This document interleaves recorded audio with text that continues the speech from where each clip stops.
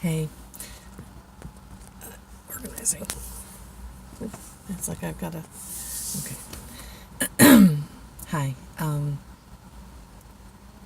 My name is Sue, and I'm. Take two. Hi, my name is Sue, and I am going to be having bariatric surgery, gastric sleeve, on July 26th, 2018. I am in the pre-operative process, I guess, and I've just gotten out of one of my many different doctor's appointments that I need to do. Just had the pulmonary, and last week and earlier this week I had the cardiology, did the stress test. I've had the psychology visit this week, and later this week, actually tomorrow, I will have the nutritionist meeting. So once I've completed all of those, I will have done all of my preoperative meetings with various doctors, which is kind of awesome. I'll be done with it, and then they can hopefully get the reports back to my bariatric team, and then they can send it on to insurance, which I hope. They do support it. They do, officially do it. Now, my new company actually provides insurance that has support for bariatric surgery. My previous company did not, and it's kind of bizarre and serendipitous that I was laid off in January, the first time I've ever been fired from a job in 22 years of being in this the computer industry, and I was laid off along with a whole bunch of other people, and it couldn't have been a better thing, because frankly, moving on to this new job has given me the opportunity to actually move forward with bariatric without having to pay for it out of pocket. My why?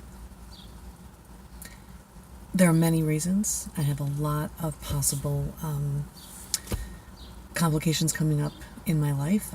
My father has diabetes. My family has a lot of arthritis. I have very severe arthritis, both osteo and psoriatic arthritis.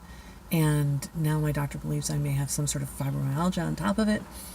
So I've been in constant pain and constant medication for at least 5 years. And in the past year and a half in particular, I have one of my hips has become bone on bone, as they call it, and I walk with a cane. I have my handicap sticker. I insisted on having a temporary one, but I may have to extend it, a 6-month one. And even when I was told that I ought to get one, I refused to get it. I thought, I'm going to fight through this, and I'm going to, But you can only grit your teeth and bear it for so long. And when I was told that I was not able to have a hip replacement without losing 100 pounds, that my BMI was so high that I needed to get down to a BMI of 41, and I'm currently at a BMI of 55. I've always been overweight, but this is the heaviest I've ever been. And my peak weight was 331. And I'm down to like 325-ish, somewhere in that range. I've been trying to really focus as I've moved forward with this process. And I know that I'm about to start the pre-op diet, so that's coming up.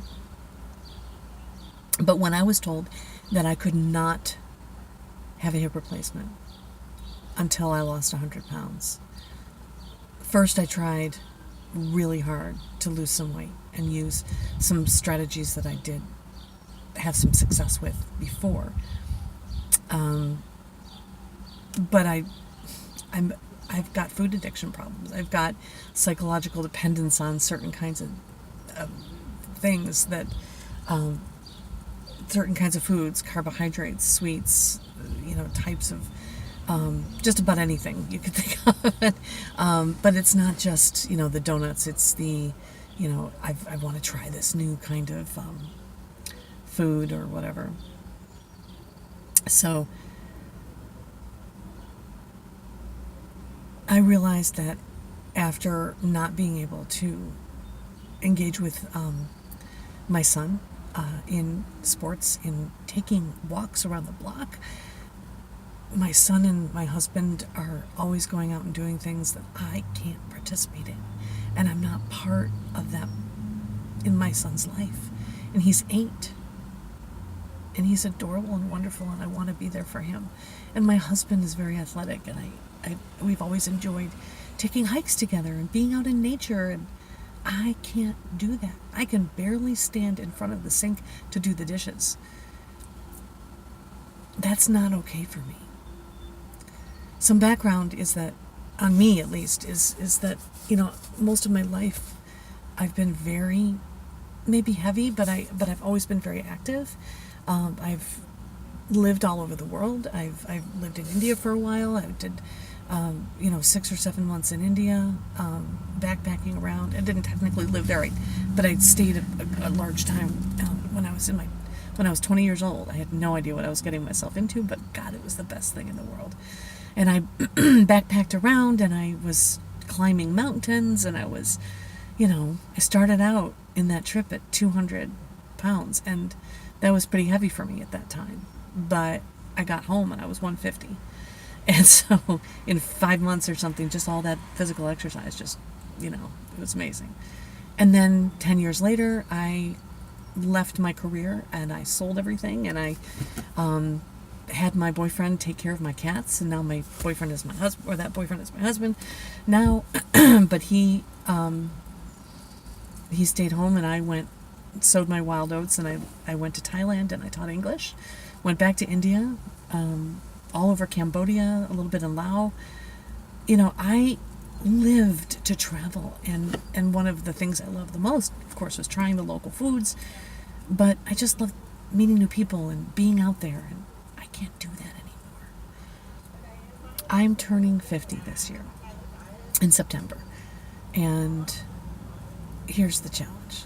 I had this grand idea of going to Italy, to take my son to the Duomo in Florence, because he's obsessed with architecture. And I want to go to Venice. I've never been there. I've been to Italy, but not Venice, And I've never walked those streets. And so I was looking at hotels, and I was looking at flights, and I was all excited that this is going to be my big 50-year-old adventure. And then I really stopped to think. I have this cane. This goes everywhere with me. And even with it, walking hurts. I can't travel. No way. Not going to happen. And that is one of the most painful things to imagine for me, because this is, can't walk. So I thought to myself, how can I get out of living this really painful life?